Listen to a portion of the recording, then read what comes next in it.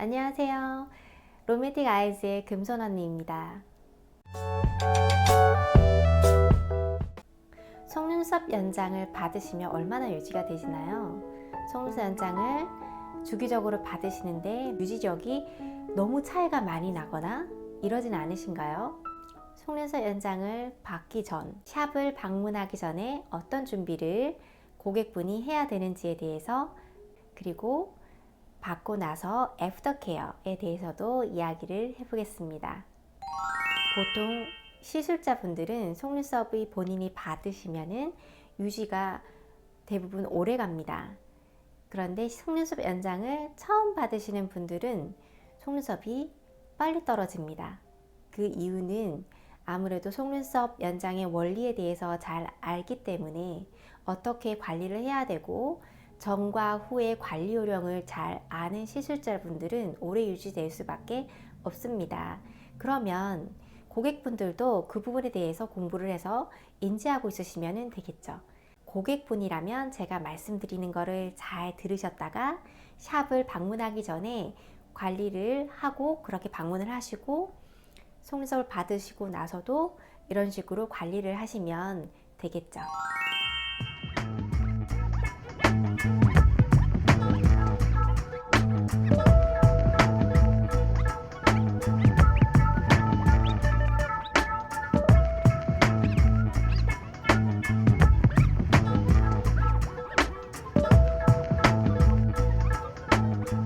샵을 방문하시기 전에는 눈화장, 아이 메이크업이 다 지워진 상태로 방문을 하셔야 됩니다. 그런데 만약에 퇴근을 하고 바로 속눈썹 연장을 받으러 오셔야 되는 경우, 또 다른 이유로 아이 메이크업을 지우지 못하고 뷰티샵에 방문을 하셔야 되는 경우는 미리 말씀을 해주시면 좋습니다. 왜냐하면 시술자분도 다음 스케줄 예약이 있기 때문에 조금 더 시간을 띄워서 예약을 잡으시면 아무래도 손님을 시술하실 때 좀 더 꼼꼼하게 잘 해드릴 수 있을 거라고 생각합니다. 그리고 시술자분 같은 경우는 혹시 피치 못하게 눈 세안을 깨끗이 못 지우고 오시는 분들은 누운 상태에서 지워주셔도 되지만 너무 많이 눈화장 있는 경우는 본인이 세안을 다 하시는 경우도 있어요. 그렇기 때문에 샵에 세안을 하실 수 있는 도구를 비치해 두셔서 오시면은 바로 세안을 하실 수 있도록 비치를 해 두시면은 좋습니다. 그리고 예약을 잡으실 때는 뒷손님과 앞손님의 간격을 너무 타이트하게 잡지 마시고 15분이나 30분 정도 띄워서 약간 딜레이 되거나 피치 못하게 갑자기 세안을 하셔야 된다거나 이렇게 될 경우를 생각해서 시간을 조금 띄워서 예약을 잡으시는 게 좋습니다. 그리고 눈화장을 하지 않으셨어도 오시기 전에 피부의 보습을 위해서 눈 주변이나 이런 부분에 오일을 바르고 오시는 분들이 가끔 있습니다. 오일을 바르시고 속눈썹 연장을 받으러 오시면 절대 안 되세요. 왠지 아시죠? 글루가 오일과 열에는 약하기 때문에 오일이 한번 코팅이 되어 있다 그러면 글루의 접착력이 떨어질 수밖에 없고 속눈썹 연장이 빨리 떨어질 수밖에 없습니다. 그래서 눈 주위에는 오일 성분이 들어간 화장품은 절대 바르지 말고 오셔야 됩니다. 속눈썹 뷰러를 찝고 오면 안 됩니다. 이 부분은 많은 분들이 실수를 하세요. 보통 노티스를 손님이 오시기 전에 예약을 잡으시며 문자를 보내드립니다. 화장을 하지 말고 오세요 라고 이야기를 해드리는데, 간혹 가다가 어떤 분들은 눈화장은 하지 않고 출근을 했을 때 속눈썹이 처져 있는 게 보기 싫으니까 눈 뷰러만 찝어가지고 오시는 분들이 계세요. 저녁 늦게 예약을 받으시는 분들 같은 경우는 찝은 뷰러가 컬이 올라가 있던 게 약간 내려오는 경우가 있어요. 이럴 경우에는 연장하는데 크게 부담은 없지만, 뷰러를 찝고 오는 경우는 속눈썹에 컬이 꺾여 있어서 그 꺾인 부분에 속눈썹이 연장이 들어가는 거예요. 그래서 꺾인 부분이 많을수록 속눈썹이 접착력이 떨어질 수밖에 없습니다. 그러면 속눈썹이 오래 유지가 안 되겠죠. 그래서 속눈썹 연장을 받으러 오신다 라고 하면 눈화장은 당연히 하시면 안 되고, 뷰러도 찝고 오시면 안 됩니다. 오셔서 눈을 물로 비벼서 컬을 좀 내리면 안 돼요? 라고 이렇게 물어보시는 손님분도 많았었거든요. 그런데 물로 비빈다고 해도 그 컬이 완벽하게 풀리지는 않습니다.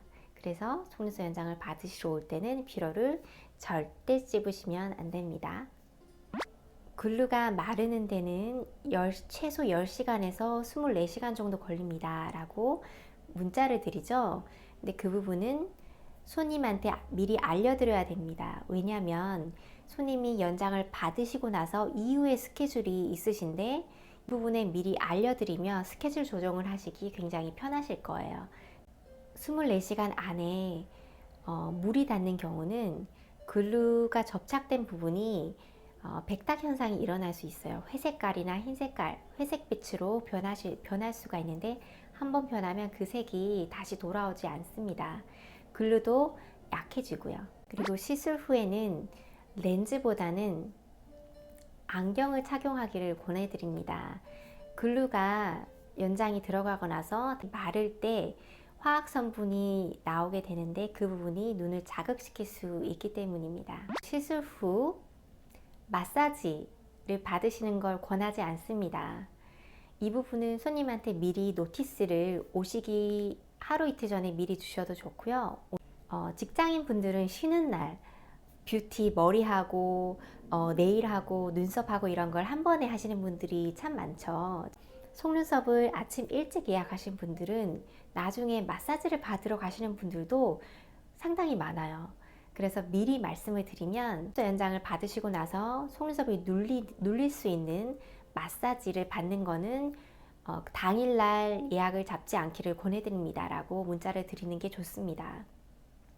아니면 당일 꼭 하셔야 된다 그러면 속눈썹 연장을 이후로 미루시고 그 전에 미리 마사지를 받으시면 되겠죠. 그렇게 조정을 하시면 될 것 같습니다.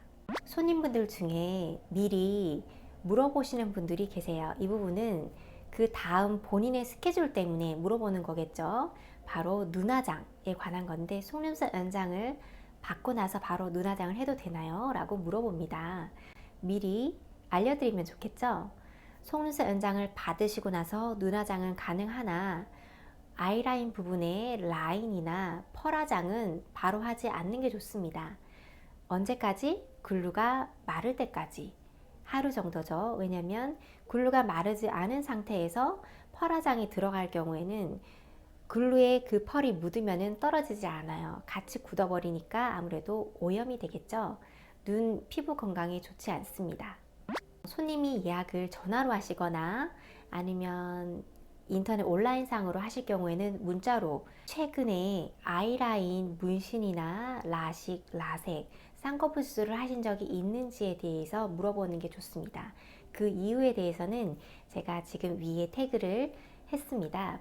아이라인 문신이나 라식, 라섹, 쌍꺼풀 수술을 받고 나서 몇 개월 뒤에, 몇 주 뒤에 속눈썹 연장을 받으실 수 있는지에 대해서 상세하게 영상을 첨부했으니까 참고하시면 될 것 같습니다. 자, 이렇게 노티스를 다 받으시고 손님분이 뷰러도 찝지 않고 눈화장도 하지 않고 눈 주위에 오일도 바르지 않고 그렇게 잘 오셨어요. 그러면 손님이 오시고 나서 시술이 들어가기 전까지의 케어는 어떻게 해야 되는지에 대해서 이야기를 좀 해볼게요.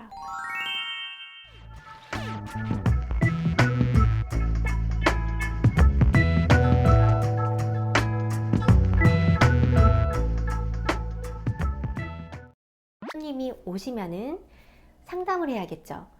상담을 할 때 제일 먼저 손님의 속눈썹 상태를 확인을 해 보셔야 됩니다. 어떻게 확인을 하냐? 많은 초보 시술자분들이 실수를 하시는 거는 손님이 물어봅니다. 제 속눈썹이 많이 약해서 제 속눈썹 상태 좀 봐주세요 라고 하면서 눈을 이렇게 감아요. 서서. 그러면 서서 이렇게 보시는 분들이 계신데 그렇게 보시면 안 되세요. 그렇게 보면은 밑에 언더 속눈썹과 속눈썹이 단이 여러 개가 있는데 그 단이 겹쳐서 보이니까 얼핏 보면 속눈썹이 굉장히 건강해 보여요. 그렇지만 실제로 시술이 시작되면 다릅니다. 그래서 속눈썹 건강을 체크를 하셔야 되는데 손님이 베드에 누우시고 나서 제일 좋은 거는 아이패치를 다 깔고 나면은 하얀 아이패치 위로 윗 속눈썹만 보입니다. 그러면 그때 핀셋으로 그 속눈썹의 건강 상태를 체크하고 속눈썹 길이도 재보고 손님한테 이야기를 해주시면 좋겠죠. 그러면서 속눈썹 연장이 들어갈 때 가무의 길이를 정하는 것도 그때 하시면 좋을 것 같습니다. 그리고 시술하기 전에 또 하나 체크해야 될 거는 알러지 체크겠죠. 글루 알러지가 전에 일어난 적이 있는지 체크를 하셔야 되고, 그리고 테이프 알러지가 있는 분들도 가끔 있으세요. 아이패치나 테이프 알러지, 반창고 알러지가 있는 분들이 있는지도 꼭 체크를 해보시고, 만약에 테이프 알러지가 있다라고 하면 눈두덩이에 테이프를 붙이지 말고 시술을 해주셔야 됩니다. 마지막으로 팁 하나 말씀드릴게요. 시술하기 전에 속눈썹에 아주 근접 당겨서 주물 당겨서 속눈썹만 정확하게 보일 수 있게 사진을 한 장 찍으시고요. 속눈썹 연장을 다 끝내고 나서 똑같은 위치의 사진으로 한 번 더 찍으세요. 그래서 손님한테 보여드리는 거죠. 아니, 왜 속눈썹 근접 사진을 찍어야 되냐라고 궁금해 하실 텐데요. 그 시술 전과 시술 후에 근접한 속눈썹 사진을 찍는 이유는 글루를 안전하게 살에 닿지 않게, 눈꺼풀에 닿지 않게, 글루가 눈꺼풀에 닿지 않게 안전하게 한 가닥씩 모근을 보호하는 시술을 했다라는 것을 보여드리기 위해서입니다. 솔직히 손님분들이 직접 본인 속눈썹을 볼 수 있는 기회는 거의 없어요. 제 속눈썹도 제가 유심히 본다고 해도 자세히 볼 수가 없는데, 이렇게 근접 사진을 정확하게 찍어서 손님한테 보여드리고, 어느 부분이 모든 속눈썹이 다 길 수는 없어요.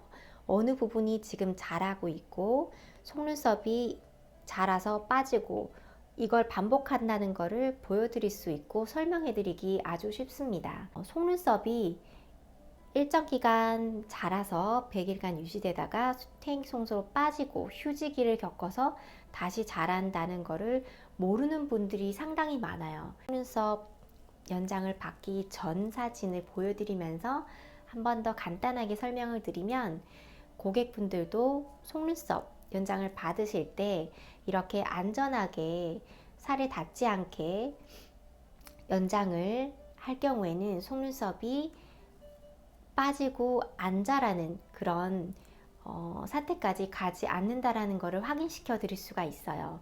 잘못된 연장을 하는 샵이 아니라는 것을 말씀을 드릴 수 있는 거죠. 다른 타샵에서 여전히 잘못된 연장, 살에다 박아서 삼각형으로 글루가 흘러내려서 떡이 지거나 두세 가닥이 같이 붙어서 연장이 와서 눈이 불편해서 속눈썹을 제거하고 새로 하고 싶다 라고 오시는 분들 같은 경우는 시술이 들어가기 전에 근접 사진을 찍어서 어디 쓰진 않지만 직접 보여드릴게요 라고 말씀을 드리고 나서 사진을 찍습니다. 미리 사진을 찍어서 끝나고 나서 이런 식으로 속눈썹 연장이 잘못 연장이 되어 있었어요.